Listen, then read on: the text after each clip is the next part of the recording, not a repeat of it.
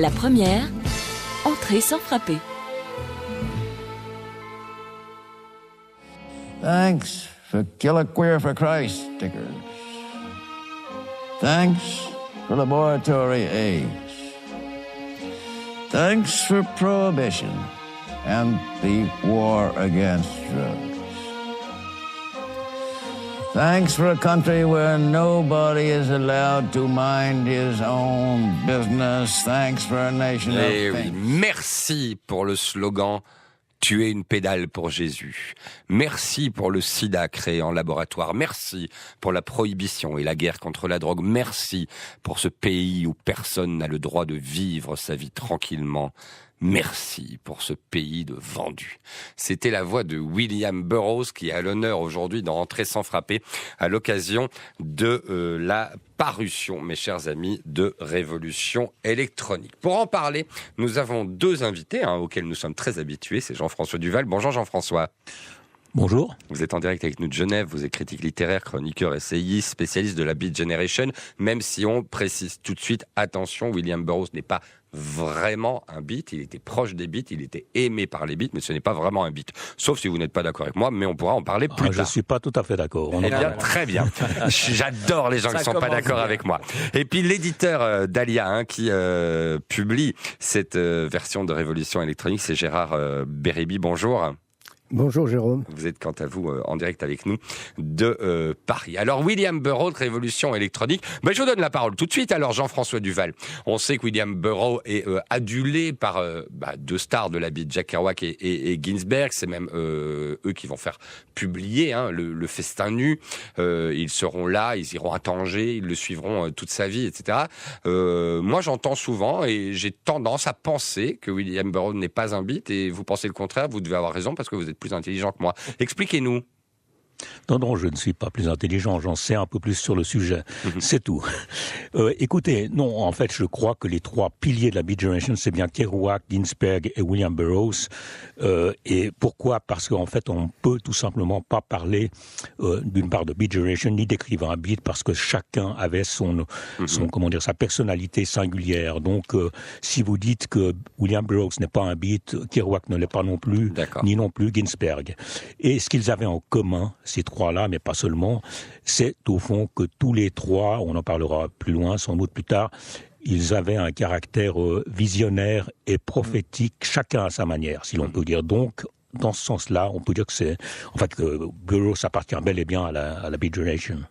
Là, ça m'intéresse beaucoup. Quel est le caractère prophétique de Kerouac ? Quel est le caractère prophétique de Ginsberg ? Quel est celui, évidemment, de William Burroughs qui nous intéresse aujourd'hui ?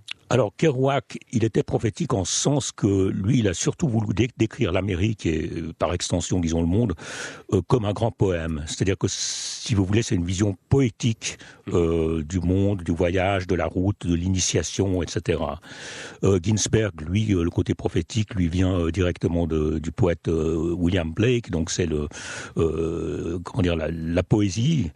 Et Burroughs, lui, alors c'est ce dont on va sans doute un peu parler, c'est vraiment sa critique des médias. Et vous l'avez dit tout à l'heure, en effet, on est en plein dans les prédictions de William Burroughs, par exemple.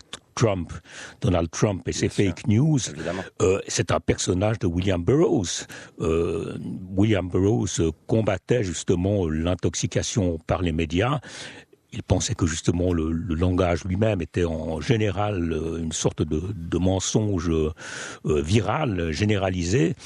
Et il mettait en garde contre les détours qu'on pouvait faire à cet égard et l'emprise sur les masses qu'on pouvait exercer. Et c'est bien ce qu'on voit qui se passe, entre autres, par exemple, avec les fake news de Donald Trump.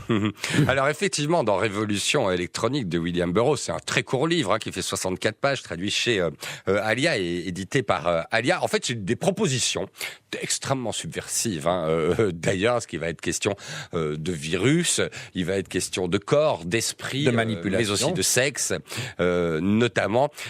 Il en fait met sur pied un énorme projet de société. Pratiquement, c'est la destruction en règle des masses médias au moyen de leurs propres armes, à savoir une espèce de cut-off, de brouillage, de pistes audio, vidéo, etc., qui pourraient stimuler la population à soit attraper une maladie, soit passer à certains actes qui soient positifs ou négatifs d'ailleurs.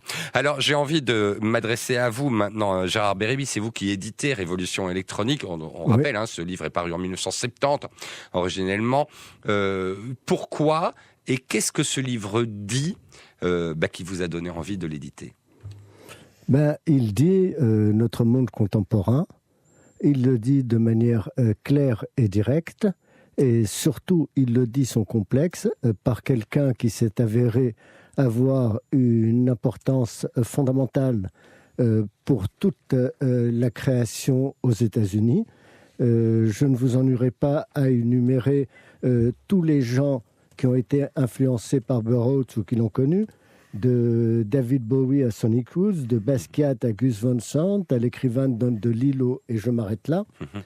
Ce qui m'a plu, c'est que nous avons, comme il vient d'être dit, affaire à quelqu'un de visionnaire, à quelqu'un de prophétique, mais selon moi, qui ne pensait pas, qui ne croyait pas être prophétique.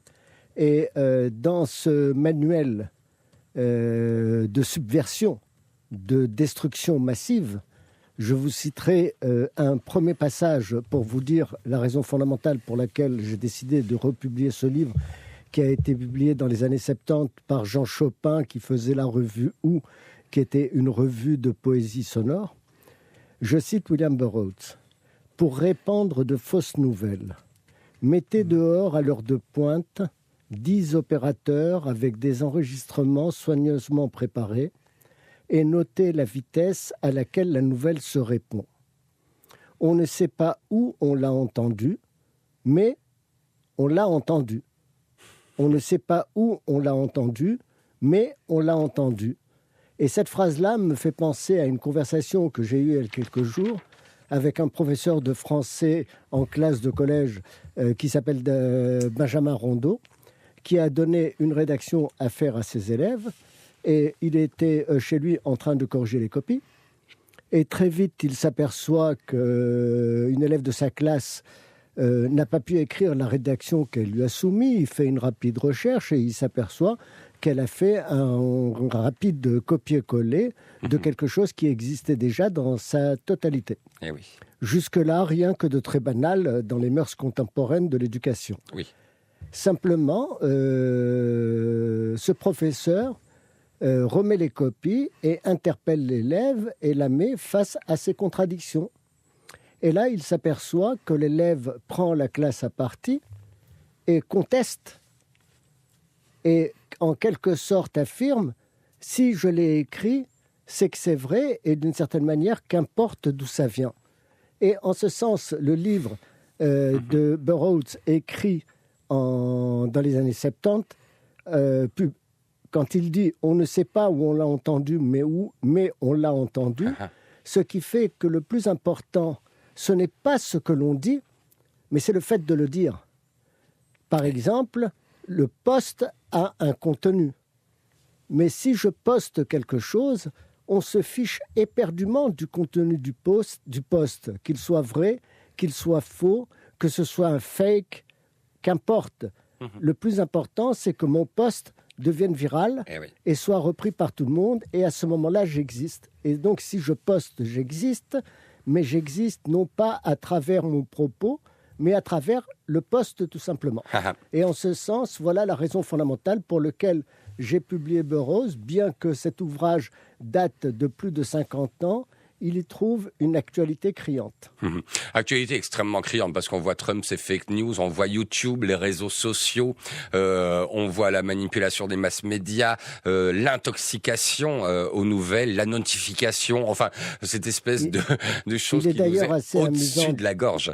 Ouais, il est d'ailleurs assez amusant de noter que quand Burroughs écrit ce texte-là et qu'il est publié, Burroughs était un grand toxicomane, convaincu, il ne l'a jamais caché, on parlait de délire paranoïaque, et il s'avère qu'aujourd'hui, on le lit comme prophète, c'est-à-dire comme visionnaire, c'est-à-dire quelqu'un qui a anticipé ce qui allait arriver. Alors, il est toujours amusant de voir que quand quelqu'un prend des positions comme ça, ses contemporains le traitent de paranoïaque, et on s'aperçoit quelques décennies après que ses propos sont tout à fait fondés dans la mesure où lui-même n'a jamais d'adopté de posture prophétique, mais il avait compris bien avant la majorité de ses contemporains que les nouveaux moyens de communication diffusés par le biais de l'électronique pouvaient vite devenir une source d'intoxication et de contrôle des esprits. Et Burroughs ne dit pas autre chose que ça. Et c'est ça qui est extraordinaire dans Révolution électronique, effectivement, c'est ce dispositif qu'il imagine, qui permet de manipuler, de diffuser de l'information, de manipuler les foules, etc. Il décrit avec une précision, je trouve, l'emprise qu'ont les nouvelles technologies sur nos vies aujourd'hui, la saturation d'informations, par exemple, on est en plein dedans. Comment est-ce que vous expliquez cet aspect visionnaire ? Est-ce que c'est quelqu'un qui avait Jean-François Duval, oui. Est-ce que c'est quelqu'un qui avait une très grande lucidité, une très grande intelligence, une très grande intuition. Ou un très bon dealer sur ce jeu. Écoutez, c'est-à-dire que la drogue n'est pas exclue. Jean-François. Monsieur Bérébi dit qu'à l'origine William Burroughs n'était pas visionnaire. Tout dépend de ce qu'on met sous le terme visionnaire, mais ce que prétendait surtout William Burroughs à travers un tas de moyens d'expression, que ce soit l'écriture, que ce soit la musique, que ce soit la peinture, c'est au fond ce qu'il tentait de faire, c'est de déconstruire le réel, c'est-à-dire de fragmenter le réel. Et sa démarche était, il se voulait au fond une sorte de scientifique, même s'il y a des choses qui sont absolument farfelues chez lui, comme la fameuse boîte à organes inspirée de Wilhelm Reich, etc. Mais lui, ce qui lui importe, au fond, c'est de couper le réel en séquences. C'est de là que vient aussi la technique du cut-up qu'il a inventé avec Brian Gysin. C'est-à-dire que, par exemple, si je fais une comparaison avec les surréalistes, parce que on pourrait dire, au fond, les surréalistes ont inventé le cut-up via l'histoire des cadavres, le petit jeu des cadavres exquis. Mais en fait, ce que cherchaient les surréalistes, c'est de décrire une autre réalité, plutôt rêvée. En revanche, William Burroughs, lui, il veut absolument revenir au réel. Et pour lui, ce qui importe, justement, c'est une approche à la fois scientifique ou quand même un peu pseudo-scientifique, du réel, en le fragmentant, comme je viens de le dire, en l'atomisant. Et ça c'est au fond ce qui monte dans toute son œuvre. Voilà, ce qui monte dans toute son œuvre, et j'ai envie justement qu'on écoute William Burroughs expliquer ce cut-up audio, vidéo, etc., avec exemple à la clé. Ça, c'est tout Révolution électronique. The next step was cut-ups on the tape recorder, and Brian was the first to take this obvious step. Now, here are some tapes which Brian made with all the technical facilities of the BBC in London, and they show, I think, what can be done with a human voice and one phrase. All active, calling all reactive agents. Calling all active agents, calling all active agents. Voilà comment nous détruirons les masses médias. Sébastien Ministre. Oui, Jean-François, on vient de parler évidemment de cette manière visionnaire que Burroughs avait de déconstruire le système médiatique, de décortiquer l'industrie des médias. Mais concrètement, Jean-François, est-ce que c'était un homme qui avait un intérêt particulier, une passion particulière pour l'actualité ? Alors, ça, je dirais que lui, on l'a souvent surnommé l'homme invisible. Je crois qu'il était surnommé de la sorte à Tanger, aussi peut-être au Mexique. C'est-à-dire que c'était un homme qui, en quelque sorte, dans sa manière d'être avec les gens, faisait froid dans le dos, faisait peur, était impressionnant, un peu glacial. Donc, comment dire, oui, il était attentif à l'actualité par définition, puisque la technique du cut-up consistait par exemple, à découper des pages de journaux pour les remonter dans un sens différent, c'est-à-dire en ordonnant les choses de manière délibérée, différemment. Et c'est ce qu'il a aussi fait avec d'autres techniques, c'est-à-dire procéder par juxtaposition, par répétition, etc. Alors, au fond, pour lui, il y a ce côté un peu, il s'est toujours imaginé lui-même comme une sorte d'agent secret, un conspirationniste, qui allait en quelque sorte décortiquer la réalité et l'actualité pour en montrer les combine en quelque sorte. C'est-à-dire que pour lui, le langage lui-même que nous utilisons en ce moment même, à l'heure où je vous parle, pour lui, c'est quelque chose qui est une sorte de virus et qui est en soi même une fake news. Le langage tout entier pour lui est une sorte de fake news dont il faut montrer justement le caractère de fake news.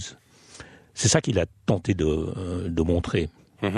Alors j'aimerais qu'on continue de parler de cette révolution électronique. Alors il y a des techniques parce que c'est un manuel, vraiment c'est un manuel subversif pour discréditer les adversaires. Il y a pour produire et faire escalader des émeutes. Alors il parle de cette fameuse ligne de rumeurs des mass médias qui commence le matin, qui décolle avec les journaux du matin, et puis des milliers de gens qui lisent la même information, les mêmes mots à la même heure, et puis qui rotent, mastiquent, jurent, gloussent, réagissent devant les mêmes mots, etc., etc. Mais aussi, il y a la folie de William Burroughs qui fait que non seulement c'est un essai, cette révolution électronique, mais aussi un vrai plaisir de lecture. Attention, c'est important. C'est que c'est aussi un livre assez halluciné et hallucinant, parce qu'on en parle très sérieusement, mais il y a du délire dedans.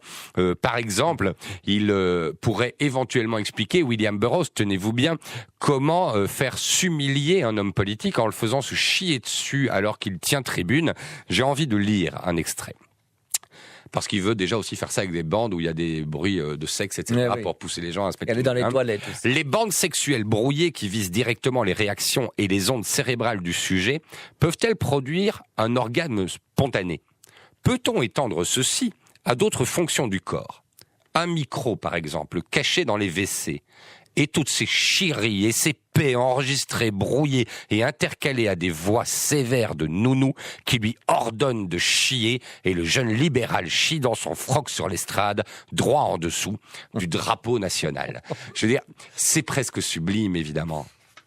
C'est un manuel qui appelle à l'insurrection générale. Je vois pas d'autre mot. Non, je vois pas d'autre mot. Jean-François, qu'est-ce que vous en pensez ? Ce que je voulais dire, c'est... parle de... Pardon. Oui, pardon. C'est-à-dire que quand Burroughs parle et comment discréditer ses adversaires, et qu'il dit qu'il faut prendre le discours enregistré d'un homme politique, qu'il faut intercaler des bégaiements, des toux, des éternuements, des hoquets, des grognements, des hurlements de douleur, des gênements de peur, bredouillements apoplectiques, bruits d'idiots, bavants et radotants, etc. On imagine le résultat que ça peut donner, et rien ne trouve grâce à ses yeux, c'est-à-dire que c'est quelqu'un non content d'avoir dynamité déjà dans ses écrits par des procédés stylistiques originaux la mise à sac du principe narratif pour l'écriture d'un roman, poursuit dans tous les compartiments de la société jusqu'au délire. Et là, le délire, je dirais, je relativise le mot délire, parce que à creuser de manière un peu plus profonde, à mes yeux, ça ne reste qu'un délire apparent, mais si on trouve que c'est un délire, c'est que bien souvent, il nous déstabilise, c'est-à-dire que nous avons besoin de repères, d'assises, de confort, on ne peut pas d'avoir un sol sur lequel marcher.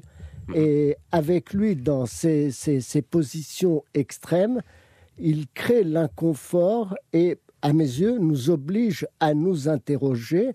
Et comment, en fait, ne pas vivre anesthésié, mais plutôt mourir debout. Ça, c'est un grand combat de vie.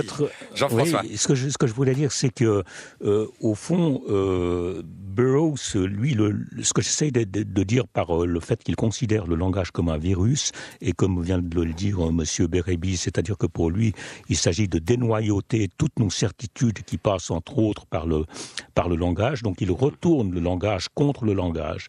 Maintenant, je vous donne un exemple de virus verbal. C'est une expression qui est née à peu près en 2006 ou 2007, j'ai écrit tout un chapitre là-dessus, qui s'appelle « on va dire ». Et je ne sais pas si vous avez remarqué, mais cette expression « on va dire » que tous les médias emploient et que tous les gens emploient dorénavant, qui est une expression particulièrement pleutre, je dirais, et qui s'encourage, parce que ça veut dire qu'on ne dit plus « je », mais on dit on va dire. Elle a infecté tout le monde. Ça fait 10 ans qu'on entend maintenant les gens commencer leur discours par « on va dire que ». Hein. Donc, et puis ensuite, ils nous disent à peu près n'importe quoi. Et ça montre à quel point le langage peut nous infecter et comment, vis-à-vis de lui, en reprenant certaines expressions, on se conduit véritablement comme des moutons de Panurge. Eh oui. Merci William Burroughs, qui nous donne non seulement une révolution électronique, mais aussi une décharge électrique. En lisant ce livre, Restons debout, mourons debout. 15h37, on se retrouve dans quelques instants pour continuer de parler avec vous deux, Gérard et Jean-François, de cette révolution électronique de William Burroughs. Entrée sans frapper sur la première.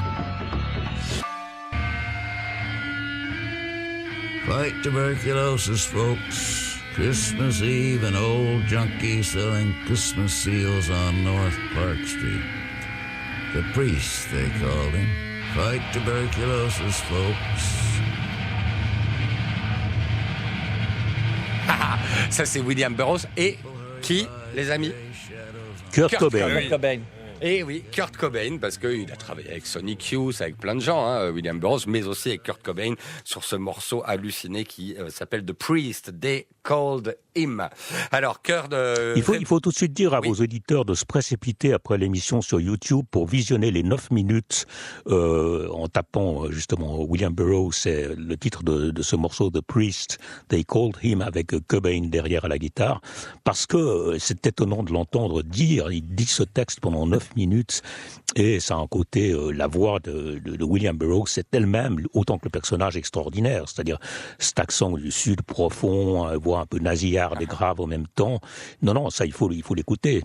Eh ben, on vous poste à l'instant, Ève est en train de le faire, cette vidéo, sur la page Facebook d'Entrée sans frapper, comme ça vous ne devez même pas chercher. Sébastien Ministru. Oui, je voulais rajouter que, en fait, William Burroughs est vraiment une idole de la scène rock, et depuis très très longtemps, depuis les punks, puisqu'il est même venu à Bruxelles, au Plan K, pour assister au premier concert de Joy Division en 1979. Il y avait Joy Division, le premier concert, et un concert de Cabaret Voltaire, et il était là, au Plan K, et il a donné une lecture de ces textes, ce qu'on vient d'entendre là maintenant. Il l'a fait à Bruxelles en 1979. Cabaret Voltaire, qui est un groupe qui a été extrêmement influencé par le cut-up, notamment, de William Burroughs. J'ai envie de lire... non, allez-y, Sébastien. Non, je voulais juste aussi rajouter au niveau des références. Je ne sais pas si Gérard et Jean-François, vous connaissez cette série que nous, on apprécie beaucoup ici, Black Mirror. Oui. Voilà, c'est une série qui tourne autour de la puissance, la puissance du numérique, de l'image, du numérique, de la perversion des médias. Eh bien, moi, je trouve que Black Mirror est vraiment un produit d'aujourd'hui inspiré par la révolution électronique de Burroughs. Est-ce que vous êtes d'accord? Et puis aussi, dans les références sur YouTube, on peut voir des extraits du film de Gus Van Sant, Drugstore Cowboy, où apparaît William Burroughs. Dans une chambre d'hôtel, et William Burroughs renverse un sac en papier plein de produits chimiques, de médicaments, où il fait une apologie de la drogue, et en même temps, il a une conscience politique très aiguë, parce qu'il tient un discours extrêmement radical et lucide. Il affirme que toutes les lois pour nous protéger contre la drogue et ces désastres qui permettent à la police de rentrer à n'importe quelle heure chez quelqu'un pour vérifier ce qu'il y a chez lui s'il n'y a pas de drogue. Il affirme dans Drugstore Cowboy que c'est tout simplement pour un plus grand contrôle de la population.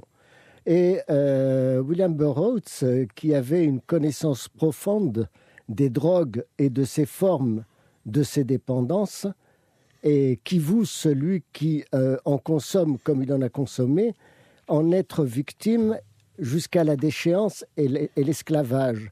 Et cette observation clinique sur son propre état de toxicomane lui a permis et lui a fourni un système d'interprétation générale de la société, de ce qu'il appelle l'algèbre du besoin, c'est-à-dire à travers sa dépendance à la drogue et son conditionnement, il a pu observer, et c'est paradoxal, avec beaucoup plus de lucidité, comment nous sommes en quelque sorte astreints et soumis aux médias qui produisent de l'information et comment nous devenons addicts à cela. Et c'est quand même un paradoxe que ça vienne de quelqu'un qui consommait de l'héroïne plus que quotidiennement. Mais qui Je vais vous donner une anecdote peut-être sur comment William Burroughs est tombé dans la drogue. C'était en 1944 et il a fait la connaissance d'un type des bas-fonds qui s'appelait Herbert Hanke, qui fait partie de la Beat Generation. Et ce Herbert Hanke, il a voulu une fois, Burroughs a cambriolé, on prétend qu'il était détective privé, mais c'était évidemment un type plutôt interlope, et il avait cambriolé un drugstore et 2 ou 3 autres endroits, et il a voulu vendre un fusil à canon scié à ce Herbert Hanke. Herbert Hanke, qui lui-même était une sorte de... n'était pas très clean, pas très net. Il n'était pas du tout intéressé par ce fusil à canon scié. En revanche, dans la foulée, Burroughs avait fauché 10 seringues de morphine dans ce drugstore. Et Hanke, là, était très intéressé par ces 10 seringues. Et c'est comme ça qu'ils ont tenté le coup, parce que, comme on l'a dit tout à l'heure, Burroughs avait un caractère, il voulait tout expérimenter. Il a expérimenté avec quelques-unes de ces seringues, et une semaine après, il est devenu accro, et il est resté accro toute sa vie. Toute sa vie, jusque les traitements des années 80, évidemment. C'est absolument fascinant, cette vie, parce que c'était des cow-boys, quand même, ces gens. C'est quand même extrêmement paradoxal, parce que être toxicomane à ce point et écrire l'œuvre qu'il a écrite avec des textes qui restent éminemment contemporains, voire qui éclairent notre contemporain immédiat, c'est très étonnant, quoi. C'est étonnant, et puis rien de tel qu'un addict pour parler de l'addiction, ceci dit, quand le cerveau fonctionne généralement, toujours. Ils sont détruits avant de pouvoir en parler. Et c'est ça qui... Il ne faut pas oublier non plus qu'à l'époque du LSD, on prétendait percevoir, je ne sais pas si M. Bérébi a fait l'expérience du LSD, mais on prétendait percevoir la réalité dans sa vérité vraie. Voilà. Donc il y a aussi un côté mise à nu. Aux États-Unis, le LSD était en vente libre et il était recommandé par les psychiatres. Vous avez de grands acteurs comme Cary Grant, par exemple, auquel son psychiatre prescrivait du LSD qui provenait d'un laboratoire suisse, le laboratoire Roche, et qui faisait consommer du LSD à ses patients.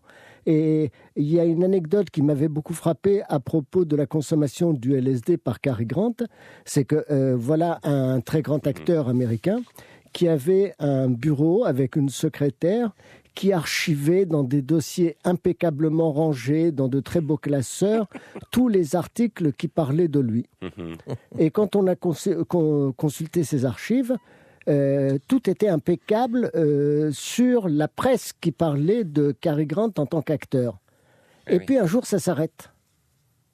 Et ça s'arrête précisément au moment où il a commencé à consommer du LSD, c'est-à-dire qu'il a abandonné une névrose avec cela.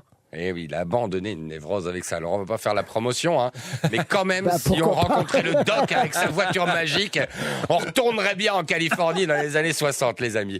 Merci, si messieurs.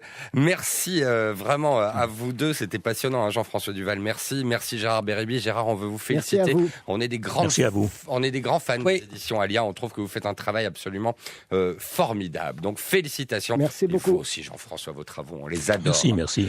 Merci beaucoup à vous.